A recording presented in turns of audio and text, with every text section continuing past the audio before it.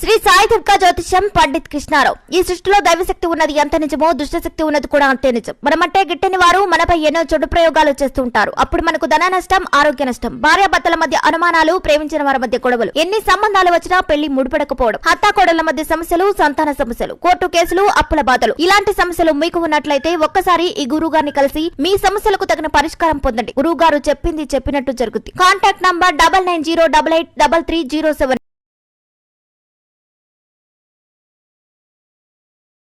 తూర్పు గోదావరి జిల్లా రాజమండ్రిలోని ప్రముఖ హోటల్లో ఒక ఐపీఎస్ ఆఫీసర్ హంగామా అక్కడ ఉన్న వారందరికీ టెన్షన్ పుట్టించింది. ఐపీఎస్ అధికారి హోటల్ గదిలో ఉండడంతో అంతా ఆయన దగ్గర మర్యాదగా ఉండేవారు. ఆయన దర్జాగా ఇన్నోవా కారులో దిగగానే తాను ఐపీఎస్ ఆఫీసర్ని బిల్డప్ ఇచ్చాడు. ఇక ఆయన హోటల్లోకి వెళ్లిన మొదలు రాచమర్యలు చేశారు సిబ్బంది. ఇక కొంతమంది కామ్ గా ఆయన గదికి వెళ్తున్నారు, గుట్టు చప్పుడు కాకుండా బయటకు వస్తున్నారు. అక్కడ ఏం జరుగుతుందనేది మొదట హోటల్ సిబ్బందికి ఏమీ అర్థం కాలేదు. ఇక మఫ్తీలో మాత్రమే ఉన్న ఆ అధికారి కేవలం పోలీసులు వేసుకునే రెడ్ షూనే వేసుకునేవాడు. చేతిలో ఫైల్స్ పట్టుకుని ఇన్నోవాలో బయటకు వెళ్లి మళ్లీ వచ్చేసేవాడు. సార్ వస్తున్నాడంటే హోటల్ సిబ్బంది అలర్ట్ అయ్యేవారు. ఇక తన రేంజ్ కి తగ్గట్టుగా ఆయన కూడా టిప్పులు ఇస్తూ లెవెల్ చూపించేవాడు. నిజంగానే సార్ చాలా మంచివాడని సిబ్బంది సర్వీస్ తో పాటు వినయం కూడా కాస్త ఎక్కువగానే ప్రదర్శించారు. అలా 3 రోజులు గడిచాయి. ఆయన గదికి వెళ్లిన వారు సూట్ కేసులతో, సంచులతో వెళుతున్నారు. కొంతమంది యువతి యువకులు కూడా సార్ గదికి వెళుతున్నారు. మళ్లీ నవ్వుతూ బయటకు వస్తున్నారు.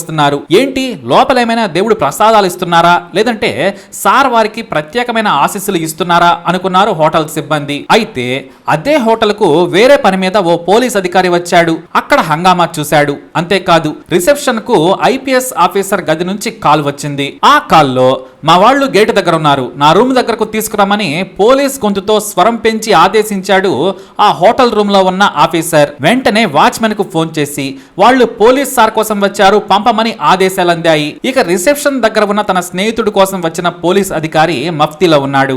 ఏంటి హంగామా, గదిలో ఉంది ఎవరు అని అడిగారు. ఆయన పెద్ద ఐపీఎస్ ఆఫీసర్ సార్, మా హోటల్లో దిగారు, 3 రోజులుగా ఉంటున్నారు, ఆయన కోసం చాలా మంది వస్తున్నారు వెళుతున్నారని చెప్పారు. మాకు తెలియకుండా ఐపీఎస్ ఎవరబ్బా అని అనుకున్నారు ఈ నిజమైన పోలీస్ అధికారి. అయితే ఆ అధికారి అలా చూస్తూ ఆలోచిస్తూ ఉండగానే ఏం జరిగిందో ఏమో కానీ ఆ అధికారి గదిలోకి వెళ్లి వచ్చిన ఒక వ్యక్తి రాజమండ్రి పోలీసులకు ఫోన్ చేశాడు. వెంటనే మెరుపు వేగంతో ఫిబ్రవరి 15, 2022న 2 టౌన్ సిఐ విజయ్ కుమార్ తన సిబ్బందితో వెళ్లి సదరు స్టార్ హోటల్లో ఉన్న అధికారి డోర్ కొట్టాడు. మొదట ఎంతకీ తలుపు తీయలేదు. ఆ తర్వాత హోటల్ సిబ్బంది అని చెప్పడంతో వెంటనే తీశారు. గదిలోకి వెళ్లగానే తాను ఐపీఎస్ ఆఫీసర్ నని బిల్డప్ ఇచ్చాడు ఆ వ్యక్తి. ఆ వెంటనే ఆ వ్యక్తి పేరు, అతన్ని చూడగానే పోలీసులకు నవ్వొచ్చింది. అవునా, సరేలైతే మనం స్టేషన్కి వెళ్దాం పదా అంటూ పోలీసులు అన్నారు. వెంటనే సార్ నన్నేం చేయొద్దని కాళ్ల బేరానికి వచ్చాడు ఆ వ్యక్తి.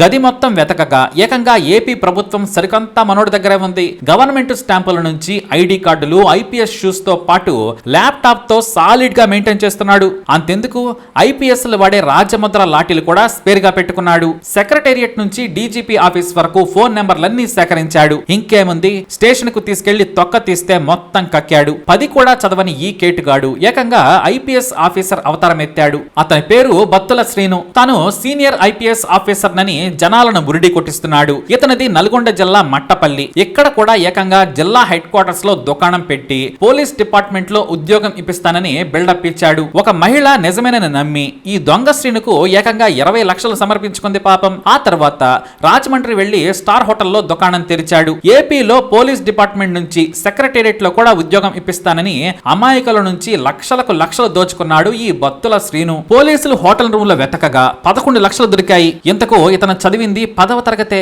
కానీ ఆఫీసర్లా మాట్లాడటం బాగా ప్రాక్టీస్ చేశాడు. గంభీరంగా స్టైల్ గా ఐపీఎస్ రేంజ్ లో పర్ఫార్మెన్స్ ఇవ్వడంతో ఎంతో మంది డబ్బులు సమర్పించుకొని సర్టిఫికెట్లు, జిరాక్స్లు ఇచ్చి వెళ్లారు. మరో రోజుంటే మొత్తం సర్దుకొని చెక్కేసేవాడు. కానీ పోలీసులు టైం కి ఎంట్రీ ఇచ్చి మనోడి మోసానికి శుభం కార్డు వేశారు. గుంటూరుకు చెందిన గోపి అనే వ్యక్తి ఏకంగా 30 లక్షలు మోసగాడి సంచిలో పోశాడు. రాజమండ్రిలోని ఓ మహిళ కూడా ఈ మోసగాడికి డబ్బులిచ్చి మోసపోయింది.